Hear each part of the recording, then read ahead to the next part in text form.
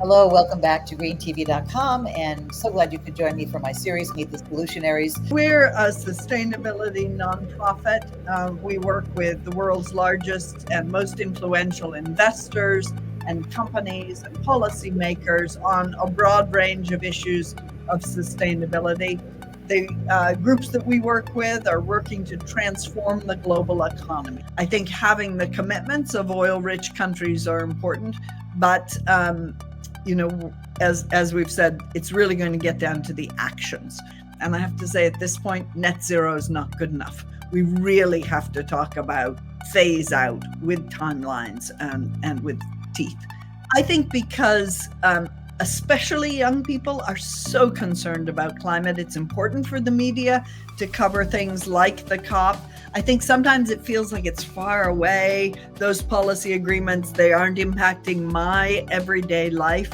But when it gets down to the economic shifts that have to happen, it's going to affect everybody's life. It's going to come home to rest, not with just a recycling measure, but how it is we secure our energy future, how it is we invest our dollars in the long run, and the kind of changes we're going to see, both resilience and adaptation, but also the forward-looking clean energy future. In my circles, the private sector is really recognizing that the youth voice, and it's not, this is the workforce of the future. They're looking to where their retirement funds are going to go, and they're saying, we want to be sure that the economy we're building with our time and our work and our money is really going to reflect the values that we have. Hello, welcome back to greentv.com, and so glad you could join me for my series, Meet the Solutionaries. There are so many solutionaries out there. We could really go 24/7, and we hope to in the not too distant future. Well, maybe not immediately, but that is the plan, because there's so much to talk about, more than we can ever squeeze in. We're trying to really increase the number of people we know of out there doing wonderful work. And one of those organizations is something I've been aware of for many years, Ceres, that's for CERES. And I know they've been very active on the climate front. And we're going to talk to someone who has not been in Dubai, but has been in touch with a whole team of people in Dubai on behalf of Ceres. I want to welcome Kirsten Snow Spalding. Welcome to the program. You are the Vice President of the Ceres Investor Network. That sounds important. And thanks for joining us to give us a bit of a debrief, a download, since we couldn't be there.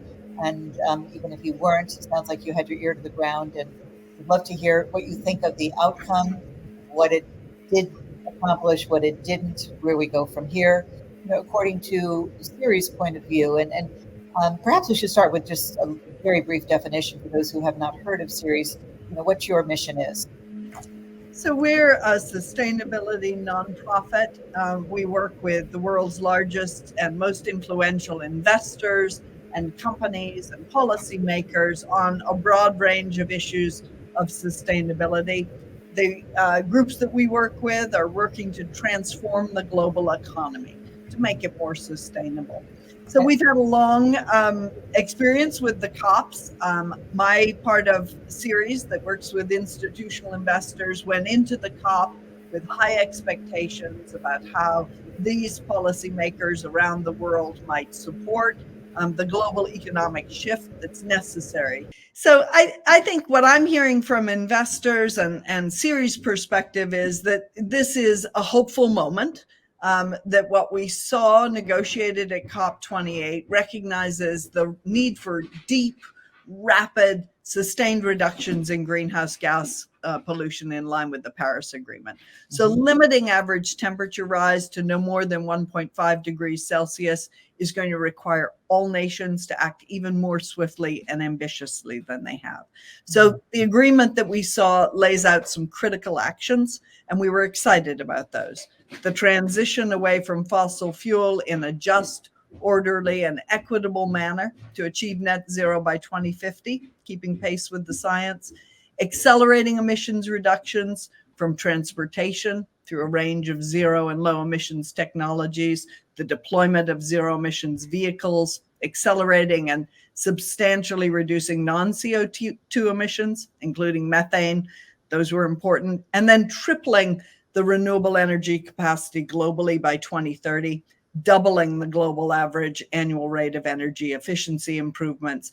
These are all key milestones in the global efforts to tackle climate crisis. Now, before the last things were signed, documents were signed, there was a lot of skepticism, not only because of where this COP took place after Sharm el-Sheikh in an oil state, but also who was the president who was putting it on, the hosts. And there was some scandal and controversy. And I think expectations got lower and lower.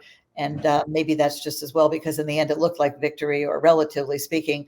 But do you think the words that were not put in the final agreement, which did not include phase down or phase out, but just transition away, is that a cop out, or is there teeth in there that's enough to make us feel like it wasn't just a disaster? Well, we wish it had been stronger, for sure.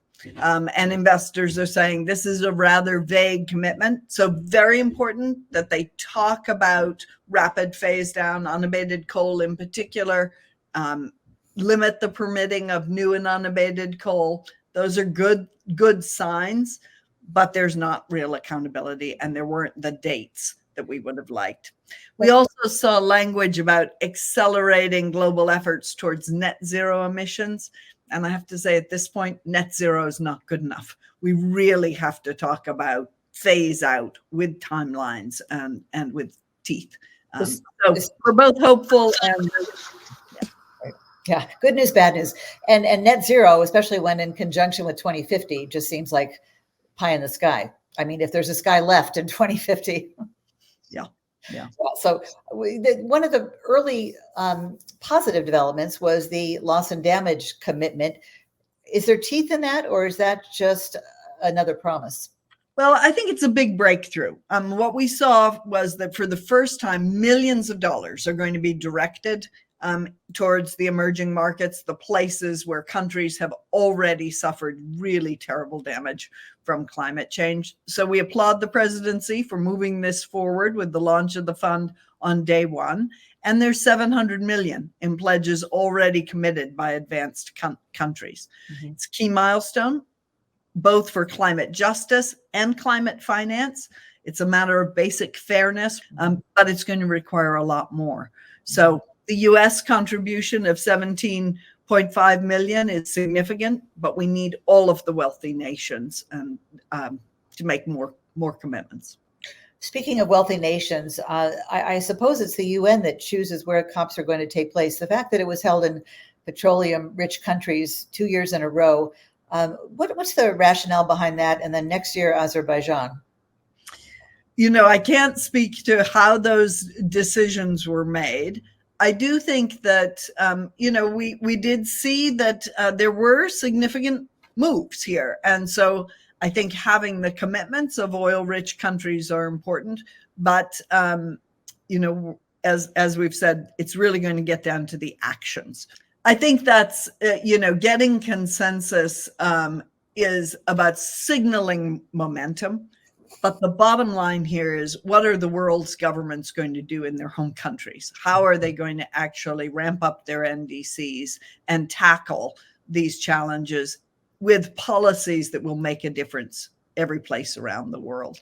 So we look here in the US at the Inflation Reduction Act and the IIJA, and how it is we're really signaling a shift in industrial policy and how important this is to make feasible, beneficial, cost-effective transition away from fossil fuel, shift to abundant, reliable, affordable, clean energy with good jobs, and the opportunity to really invigorate our US economy with a focus on the clean energy economy that's coming.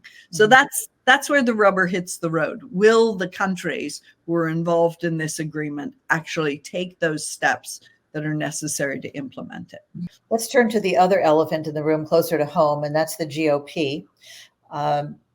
There really are not any presidential candidates nor any leaders emerging to show that they understand the climate crisis, the severity of it. And Biden has done so much, but for some reason he hasn't gotten the credit he needs.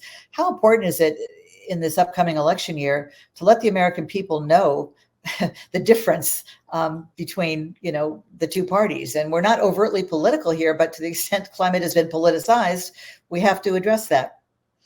So Ceres is a nonpartisan organization, and we will work with the administration going forward, whoever is in the seat. But I would say that the investors that I'm working with are totally committed to moving their portfolios, to shifting their investment strategies, and they're looking to the next government here in the US to support their action.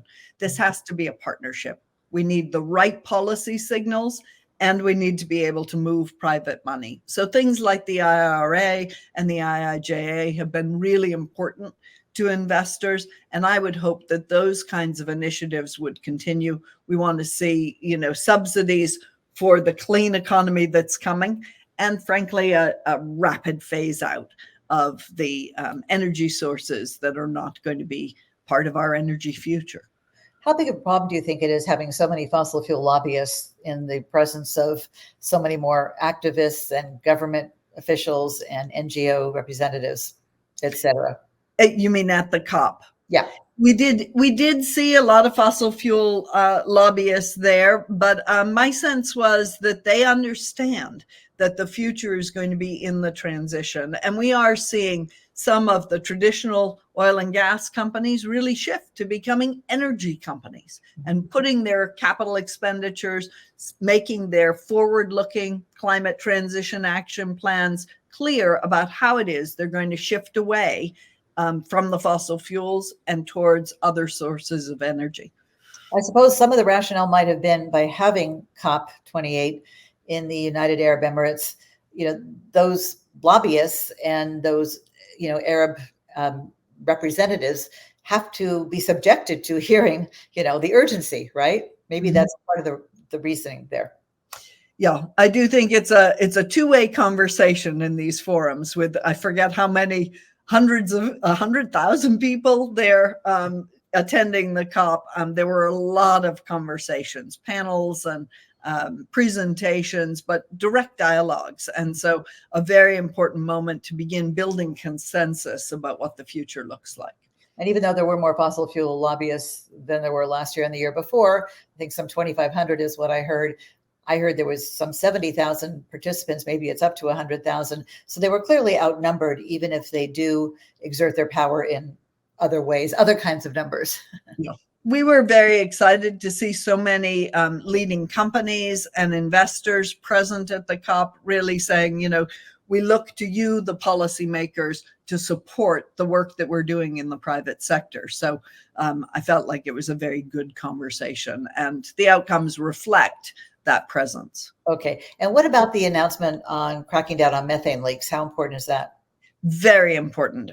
We really applaud that announcement. I think in some ways, this could be seen as low-hanging fruit. This is something that the sovereign oil companies and all of the oil and gas companies around the world can do. So seeing that policy signal, really significant, a very important signal.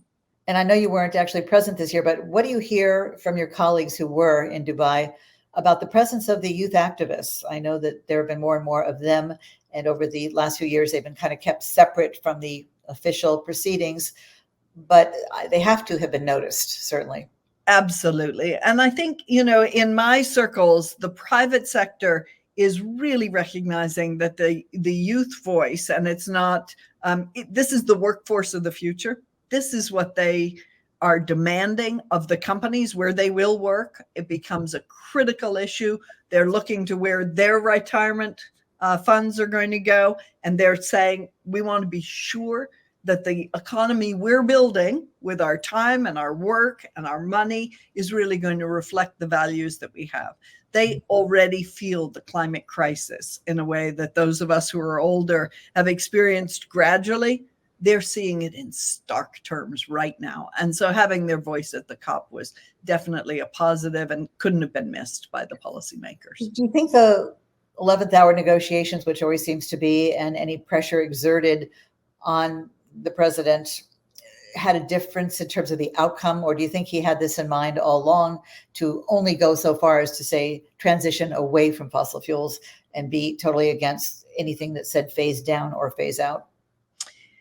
I do think that there was a shift over the course of the negotiations. Frankly, the investors that I work with went into the negotiations with, I would say, muted enthusiasm, not sure of what we were going to see. They were hopeful, but didn't really believe that there were going to be significant outcomes. And they were pleased with the progress that was made, some very specific language, and particularly the loss and damage fund. So some real moves in that final day that I think are hopeful.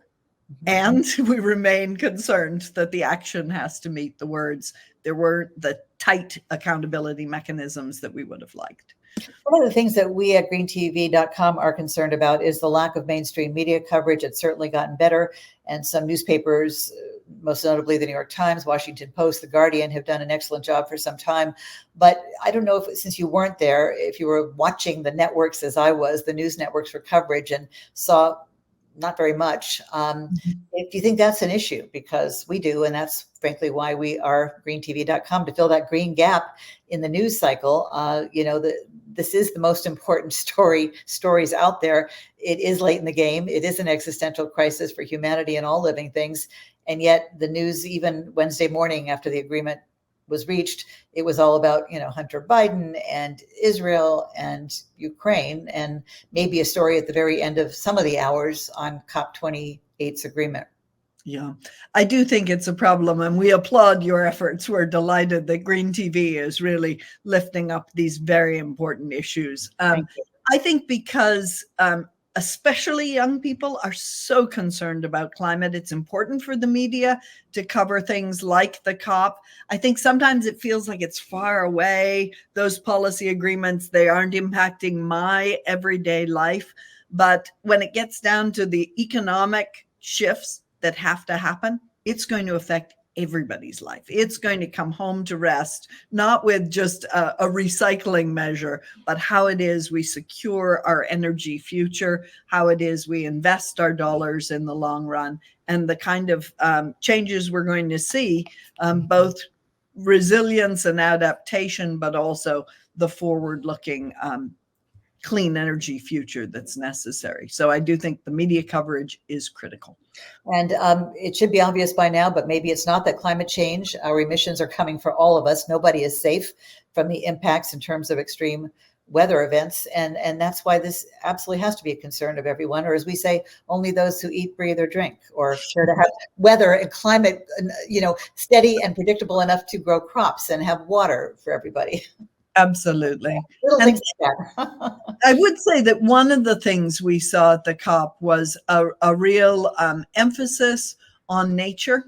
And I think it's obvious that biodiversity is becoming a crisis, that wildfires, hurricanes, droughts, these are so obvious to every part of society. But we saw now the sustainability of the global value chain more pivotal than ever, both in terms of risk management and responsible business and investment. So those measures that focus on forests and food supply, those I think were built into the COP outcomes that really are important.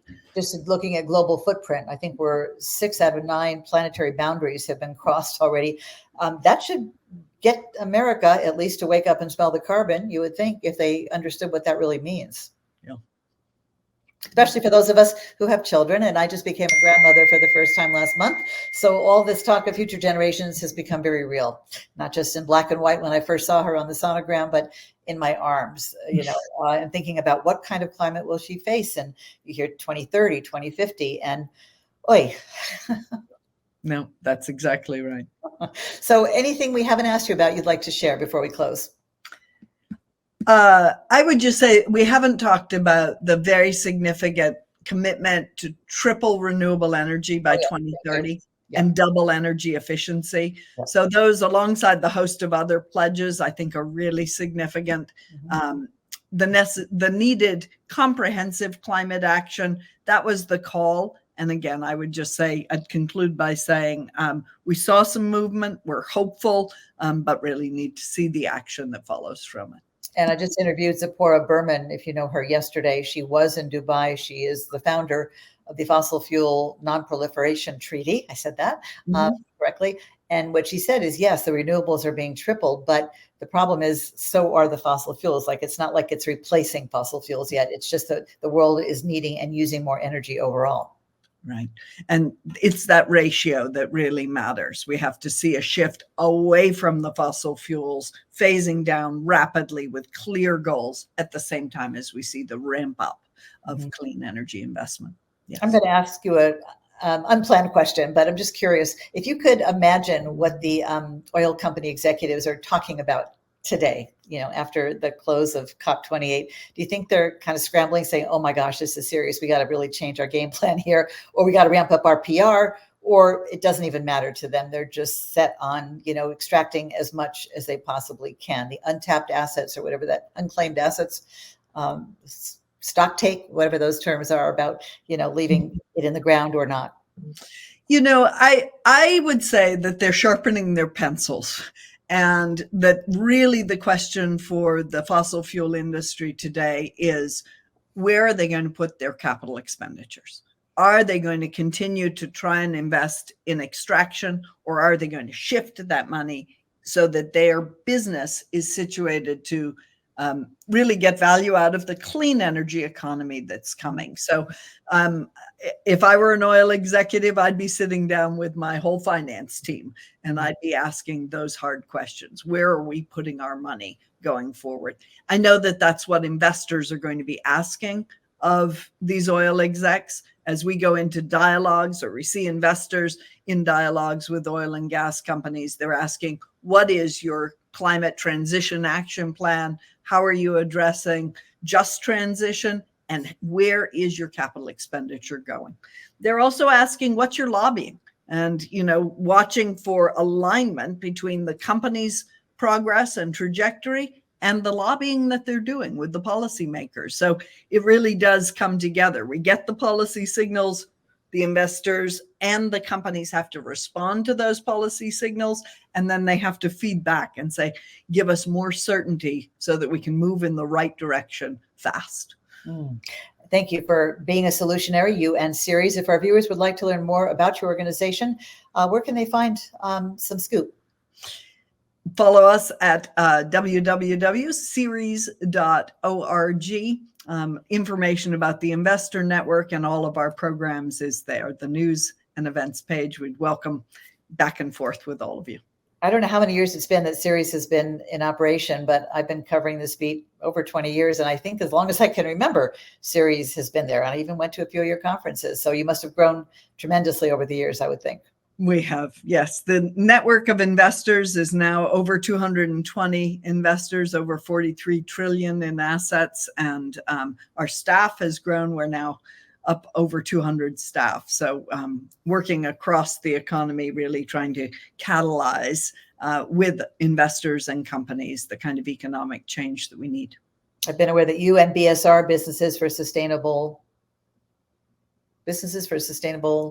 what's the R? I just forgot it. Businesses for Social Responsibility. Thank you. Just had a brain freeze there. BSR, those are my initials. I shouldn't have. Betsy Sue Rosenberg. You both have been in the forefront of working with companies to make them more sustainable and responsible. It's really encouraging to see more of them, I suspect, seeking out your group and BSRs and others like it, Green Biz, because they don't want to be left behind. And if they're smart and they are the masters of the universe, the big corporations, then they must be reading the tea leaves, or so to speak, or the oil leaves. Yeah. No, I think that the sustainable corporate movement is growing. And for investors, these are issues of risk and opportunity. So investors are really committed to doing what's necessary to secure their portfolios, build value in the real economy, because that's what matters to their beneficiaries, if they're a pension fund, or to their clients, if they're an asset manager. This is the work they have to do.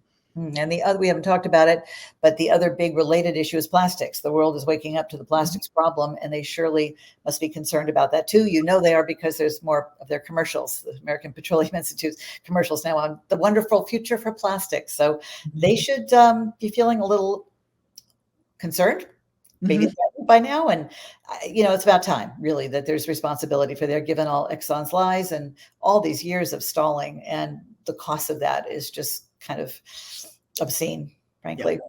And we are seeing investors speak out on the plastics issues, filing resolutions, and we expect to see more in the 24 proxy season. This is an issue that is coming up in dialogues between companies and the plastics manufacturers and certainly the fossil fuel company.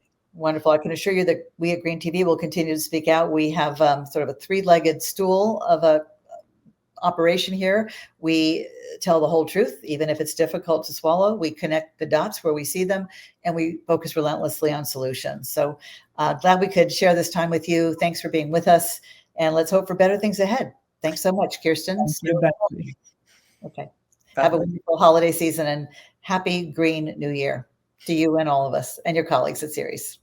Thanks.